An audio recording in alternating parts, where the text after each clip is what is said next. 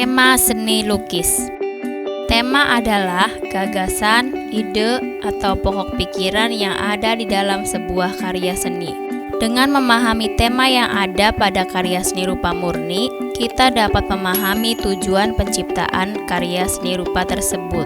Tema-tema yang digunakan di dalam karya seni rupa selalu dipengaruhi oleh waktu dan keadaan saat lukisan tersebut diciptakan. Misalnya, tema-tema karya seni rupa pada zaman dahulu hanya terbatas pada tema-tema keagamaan atau kepercayaan kepada nenek moyang dan para dewa.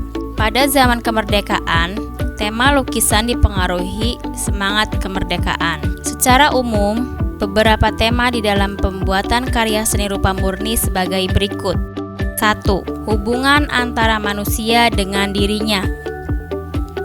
Seni lukis merupakan salah satu media yang dapat digunakan untuk menuangkan gagasan atau ide dari seseorang. Para seniman juga tak jarang menjadikan dirinya sendiri sebagai tema atau objek dalam karyanya. Lukisan tersebut menampilkan jati diri mereka dalam perpaduan warna yang unik, seperti pelukis Raden Saleh, Basuki Abdullah, Affandi, S. Soedjojono, dan Vincent van Gogh. 2.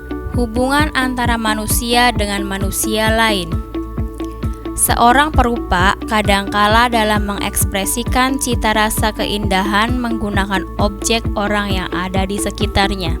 Hubungan seseorang dengan orang lain bisa memberikan ide atau gagasan dalam menghasilkan karya seni, seperti anak-anak, orang tua, saudara, teman, tetangga, sahabat, atau orang-orang yang ada di dalam pikirannya.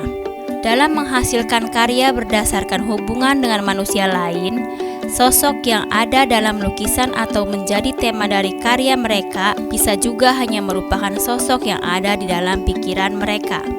3. Hubungan antara manusia dengan alam sekitar. Alam sekitar merupakan faktor yang sangat mempengaruhi seorang seniman dalam menghasilkan karya. Alam sekitar seperti pemandangan sawah, sungai, pohon, bunga, pegunungan, hewan peliharaan, laut, hutan, perkampungan, perkotaan, dan sebagainya dapat menjadi tema bagi karya mereka. Tokoh pelukis yang sering menggunakan alam sebagai objek adalah Basuki Abdullah, Raden Saleh Bustaman, Dullah, Pringadi, Heng Ngantung, Wakidi, dan S. Soedjojono. 4. Hubungan antara manusia dengan benda. Benda-benda yang berada di sekitar kita bisa menjadi objek lukisan yang mengesankan karena memiliki keunikan tersendiri bagi para pelukis, sehingga menjadikan benda-benda tersebut menjadi objek lukisannya.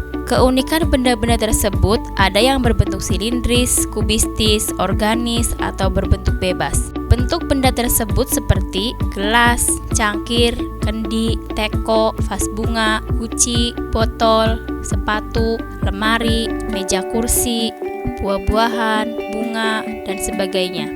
Bentuk-bentuk benda tersebut juga melahirkan imajinasi akan bentuk-bentuk lainnya yang tidak terpikirkan sebelumnya. 5. Hubungan antara manusia dengan aktivitasnya.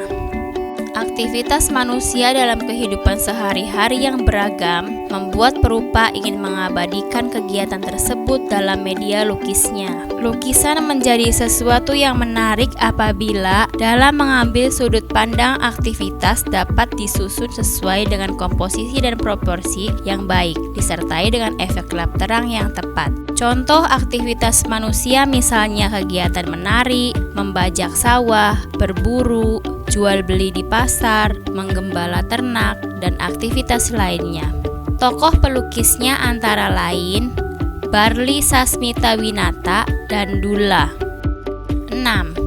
Hubungan antara manusia dengan alam hayal. Ide, imajinasi atau hayalan sering melintas dalam pikiran kita, baik itu secara sadar maupun tidak sadar seperti saat kita tidur.